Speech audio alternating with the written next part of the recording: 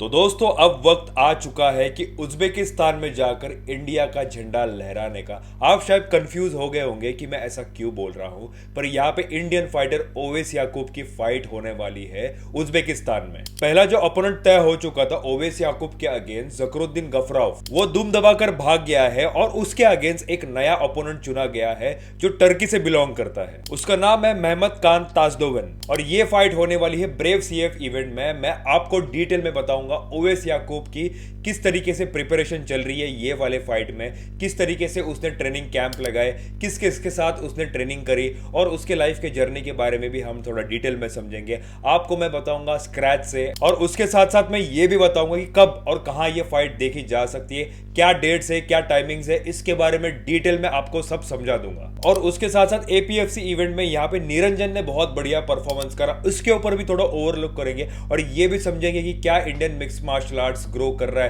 क्या Indian mix martial artist international platforms पे जीत दिला रहे हैं, हम ये भी समझेंगे। और क्या फ्यूचर हो सकता है इंडियन मिक्स मार्शल आर्ट्स का, ये सारे टॉपिक्स के बारे में कवर करूंगा। और वीडियो को हाइप जरूर कर देना और ऐसा यूएफसी और कॉम्बैट रिलेटेड अपडेट्स के लिए चैनल को सब्सक्राइब कीजिए। एमएमए फाइट वाला। तो मेरे देशवासियों, इंतकाम की घड़ी अब आ चुके हैं। जितना यहाँ पे इंडियन मिक्स मार्शल आर्टिस्ट को ट्रोल किया जा रहा था ये साल के स्टार्टिंग से, अंशुल जुबली को, पूजा तोमर को और जितने भी इंडियन मिक्स मार्शल आर्टिस्ट है उनको इतना ज्यादा ट्रोल करने की कोशिश कर रहे थे बहुत सारे हिटर्स। और जैसे जैसे ये साल खत्म होता जा रहा है अब वक्त आ चुका है इन सब का मुंह बंद करने का। कुछ दिनों पहले एपीएफसी इवेंट में निरंजन सिंह ने एक दागिस्तानी फाइटर को हराया। हम मानते हैं कि दागिस्तानी फाइटर्स अनबीटेबल है, पर यहाँ पे निरंजन ने प्रूव कर दिया कि इंडियन फाइटर्स भी दागिस्तानी फाइटर्स को हरा सकते हैं। और history will repeat now. Owais Yakub जो इंडिया को उज्बेकिस्तान में रिप्रेजेंट करने वाले हैं, वहां पे जाकर वो जीत हासिल करेंगे और दुनिया को बता देंगे कि इंडियन मिक्स मार्शल आर्ट्स भी किसी से कम नहीं। अब ये ओवैस याकूब की फाइट कब होगी? तो मेरे दोस्तों ये फाइट होगी 23 दिसंबर बुखारा उज्बेकिस्तान में। हम तो उज्बेकिस्तान जा नहीं सकते, तो हम कहां पे देख सकते हैं और कितने बजे देख सकते हैं? तो 23 दिसंबर को शाम के 8 बजे से मेन कार्ड चालू हो जाएगा। अब ये फाइट कहां पे देखी जा सकती है? तो दो ऑप्शन है अपने पास। पहला ऑप्शन तो YouTube चैनल,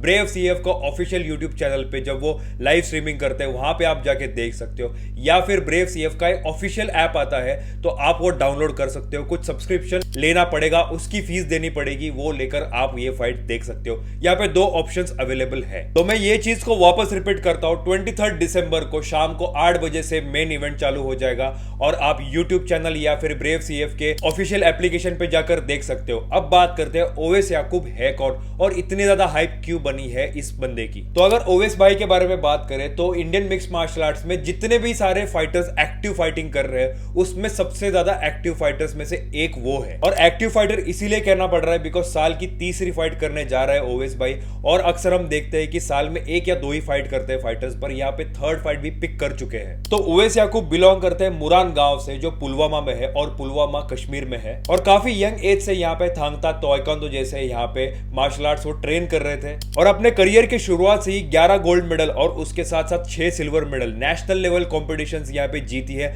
एमेच्योर रिकॉर्ड बहुत ही अच्छा रहा है ओवैस याकूब का। और ओवैस याकूब का पहला प्रोफेशनल डेब्यू हो जाता है एमएफएन इवेंट में नीरज पंघल के against. Neeraj Panghal one of the elite fighter है इंडियन मिक्स मार्शल आर्ट्स के। अगर उनकी फाइट देखो तो बहुत ही बढ़िया फाइटर है, और यहाँ पे जब उनकी फाइट हो जाती है नीरज के साथ तो नीरज उनको गिलेटिन चोक से हरा देते हैं। पर यहाँ पे असली खेल शुरू हो जाता है दोस्तों। ओवैस याकूब उसके बाद रिटर्न करते हैं और लगातार 4 विन स्ट्रिक बनाते हैं, और लास्ट फाइट उन्होंने एक फिलीपींस के फाइटर को हराया जिसका नाम था इयान पॉल। लास्ट टाइम जैसे चाइना में जाकर इंडिया को रिप्रेजेंट किया और वहां पे इंडिया का नाम रोशन किया, बिल्कुल वैसे ही अब बारी आ चुकी है उज्बेकिस्तान में जाकर इंडिया का नाम रोशन करने की। पर अभी तक मैंने ओपोनेंट के बारे में बात नहीं करा। यहाँ पे ओपोनेंट कौन होने वाला है ओवैस याकूब का? तो पहला ओपोनेंट तय हो चुका था जकरुद्दीन गफराव जो उज्बेकिस्तान से बिलोंग करता है और जो उज्बेकी फाइटर है, पर उसने यहाँ पे पुल आउट कर दिया है 3 दिन पहले। पर अब उनकी फाइट होने वाली है मेहमत ताजदोवन जो टर्की से बिलोंग करते हैं, और शॉर्ट नोटिस पे ये फाइट होने वाली है। और जो प्रिपरेशंस यहाँ पे ओवैस याकूब ने करी थी वो फाइट के लिए, वो यहाँ पे कहीं ना कहीं ऊपर नीचे होते हुए दिखेंगे हमें, but I am damn sure कि रिजल्ट पॉजिटिव ही आएंगे और अपने फेवर में आएंगे।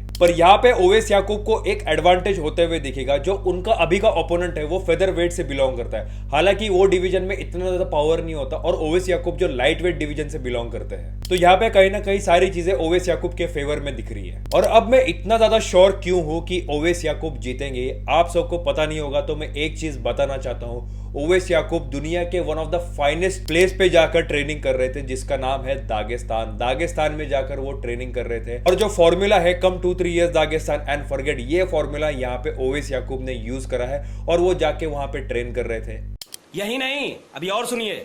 और एरे गहरे जिम में नहीं, सीधा जाकर खबीब और इस्लाम माकाशेव के जिम में उन्होंने ट्रेन किया। यहाँ पे खबीब और इस्लाम माकाशेव के साथ भी ट्रेन किया, और हावियर मेंडिस ने लिटरली तारीफ करी है ओवैस याकूब की, और खबीब ने भी तारीफ करी है, बिकॉज जिस तरीके से यहाँ पे एफर्ट्स डालते हैं, अपनी मेहनत करते हैं और जिस तरीके से अपने स्किल्स को एनहांस करने की कोशिश कर रहे हैं, वो देखकर यहाँ पे हावियर मेंडिस जो खबीब के कोच थे और खबीब ने, दोनों ने भी यहाँ पे ओवैस याकूब की बहुत ज्यादा तारीफ करी है। और एक पोटेंशियल है इस बंदे में, ऐसा दिखने में आता है। और हम सबको पता है कि दागिस्तान एक ऐसा प्लेस है जहां पे कोर फाउंडेशन है मिक्स मार्शल आर्ट्स का, वहां पे जाके प्रॉपर ग्रूमिंग होती है फाइटर्स की, बिल्कुल वैसे ही यहाँ पे ग्रूमिंग हो चुकी है। इंडिया में जब वो प्रैक्टिस कर रहे थे तो अंशुल जुबली, दिगंबर जैसे फाइटर्स उनको सपोर्ट कर रहे थे अपने फाइट कैंप के लिए। देखने में बड़ा अच्छा लगता है जब इंडियन फाइटर्स एक दूसरे को सपोर्ट करते हैं। अंशुल जुबली जो इंडिया का UFC फाइटर है, और वो यहाँ पे ओवैस याकूब को सपोर्ट करने की कोशिश कर रहा है, इससे अच्छी चीज क्या हो सकती है। And being a Indian, let's support Indian fighters, let's support Owais Yakub ये वाले फाइट के लिए। मैं आपको बहुत सारी शुभकामनाएं देता हूं, और जब आप उस अपोनेंट को हराएंगे उसको कश्मीरी सेब जरूर खिला देना। और थोड़ा इंडियन मिक्स मार्शल आर्ट्स के बारे में बात करें तो अभी रिसेंट में APFC इवेंट में निरंजन सिंह ने यहां पे हरा दिया है एक दागिस्तानी फाइटर को। दागिस्तानी फाइटर जिनको हम अनबीटेबल मानते हैं, जिनको कोई हरा नहीं सकता, ऐसी एक जो इमेज बन चुकी है दागिस्तानी फाइटर्स की, वो यहाँ पे कहीं ना कहीं हिलते हुए दिख रहे हैं। हमें कभी नहीं लगा था कि कोई इंडियन फाइटर दागिस्तानी फाइटर को हराएगा, पर यहाँ पे निरंजन ने प्रूव कर दिया है इंडियन फाइटर्स किसी से भी कम नहीं हो सकते। APFC इंडिया का इवेंट हो चुका था बैंगलोर में, और यहाँ पे सर्वोत्तम स्किल्स का प्रदर्शन करके इंडिया को विन दिलाई है, और फर्स्ट राउंड में ही अपने ओपोनेंट को धड़ाशायी कर दिया, ग्राउंड एंड पाउंड में उसको हरा दिया। और अगर निरंजन की हिस्ट्री देखते हैं तो वो कहां से बिलोंग करते हैं, land of warriors, Manipur, north east है। यहाँ पे कॉम्बैट स्पोर्ट्स का बहुत ज्यादा बड़ा कल्चर है दोस्तों। बॉक्सिंग वगैरह में आप देखो, या फिर कराटे देखो, ताइक्वांडो देखो, यहाँ के बंदे किसी से कम नहीं लगते और बहुत ज्यादा स्ट्रॉन्ग है ये लोग। और यहाँ पे दागिस्तानी फाइटर मुराद गुरबानोव को फर्स्ट राउंड में ही हरा दिया है निरंजन ने। मैं हमेशा कहता हूँ हर जो पीली चीज सोना नहीं होती, बिल्कुल वैसे हर दागिस्तानी फाइटर इस्लाम माकाशेव और खबीब नूरमगोमedov नहीं होता। खबीब और इस्लाम एक कैंप से बिलोंग करते हैं, अब्दुल मनाफ ट्रेनिंग कैंप से बिलोंग करते हैं, और वो ट्रेनिंग कैंप के जितने भी फाइटर्स हैं उनको यहाँ पे बीट करना बहुत ज्यादा इंपॉसिबल लगता है, पर यहाँ पे बाकी के जितने भी फाइटर्स हैं उनको यहाँ पे हराया जा सकता है। तो ये इमेज बन गई है ना दागिस्तानी फाइटर्स की, ये बिकॉज ऑफ खबीब और इस्लाम माकाशेव। इसके अलावा मुझे कोई फाइटर बताओ जिसको हराया नहीं जा सकता। अब तो वो शुरुआत है, इंडियन फाइटर्स इंडिया के बाहर जाकर इंडिया का नाम यहाँ पे रोशन करेंगे, इंडिया को जीत दिलाएंगे, and believe me our time is going to come. अब थोड़ा मैं अपना पॉइंट ऑफ व्यू भी देना चाहता हूं इसके ऊपर। यहाँ पे बहुत ज्यादा ट्रोल किया जाता है इंडियन फाइटर्स को, यहाँ पे ऐसा भी बोला जाता है कि इंडियन लोगों के पास अच्छे जेनेटिक्स नहीं है। तो भाइयों मैं एक चीज कहना चाहता हूँ, आप हरियाणा जाओ, आप नॉर्थ ईस्ट जाओ, या फिर इंडिया के जो गांव में जाएंगे तो आपको पहलवान मिल जाएंगे। कलरीपयट्टू, मर्दानी खेल और कुश्ती जैसे यहाँ पे मार्शल आर्ट्स इंडिया में खेले जाते थे, और आज नहीं सदियों से खेले जा रहे हैं। तो ये जेनेटिक्स का नहीं, स्किल्स का पूरा खेल है दोस्तों। यहाँ पे इंडिया में ऐसी फाउंडेशन ही नहीं है, यहाँ पे कोर ट्रेनिंग ही नहीं होती, जिसकी वजह से अपने यहाँ पे मिक्स मार्शल आर्ट जहाँ पे ट्रेन किया जाए। मैं आपको एक एग्जांपल देता हूँ। अगर मैं फॉर एग्जांपल दागिस्तानी फाइटर को उठाता हूँ और उसको बोलता हूँ कि भाई तू क्रिकेट खेल ले, क्या वो खेल पाएगा?